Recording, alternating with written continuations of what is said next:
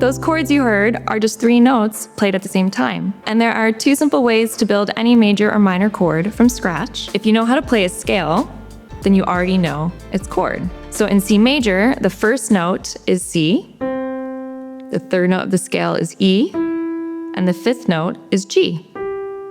C, E, and G together make a C major chord. And that same pattern, 1st, 3rd, and 5th, works in any scale you know. If you don't know your scales, or you'd simply rather not think about scales at all, you can still build a chord using the second way, where you actually count your way from note to note. And from your starting note, count 2 whole steps up to find the middle note, and then 1.5 steps up from there to find the top note.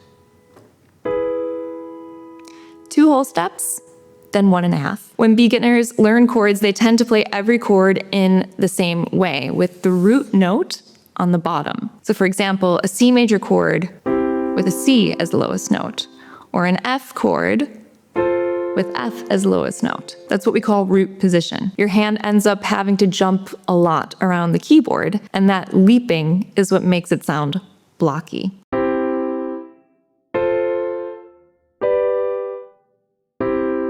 So the fix is what we call inversions. So it's C major, for example, we can take the root note, C, and move it up to the top.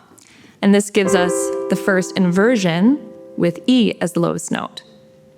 And then we can go one step further and throw the E up top as well, so that G is now the bottom note. This is second inversion.